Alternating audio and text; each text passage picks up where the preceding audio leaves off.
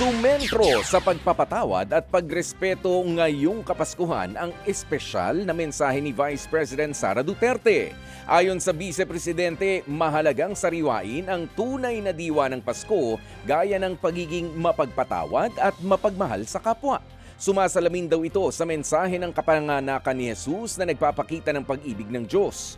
Bukod naman sa pagbibigay ng regalo, mas mainam din, sabi ni VP Sara, na ibahagi rin natin sa iba ang pagrespeto sa isa't isa.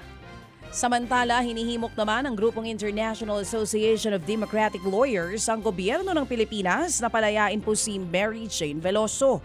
Ayon sa grupo, umaasa silang bibigyan na ng pardo ng Pangulong Bongbong Marcos Jr. si Veloso matapos ma-turn over ng Indonesia sa Pilipinas. Biktima lamang daw ng human trafficking si Veloso at sapat na rin daw ang higit isang dekadang pagkakabilanggo nito sa Indonesia. Una nang sinabi ng Pangulo at ng Department of Justice na pinag-aaralan pa nila ang kaso ni Mary Jane.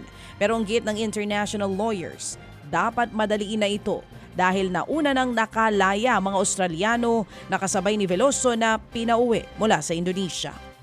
Dumadami na ang bilang ng mga napuputukan kahit isang linggo pa bago ang bagong taon. Sa huling datos ng Department of Health, 8 bagong kaso ng firecracker-related injury ang naitala sa bisperas ng Pasko kahapon.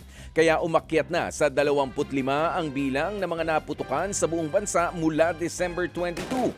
Paalaala ng DOH, umiwas na lamang sa paputok at ilayo ito sa mga bata para makaiwas sa disgrasya. Mas mainam daw na gumamit na lamang ng mga alternatibong pampaingay gaya ng torotot.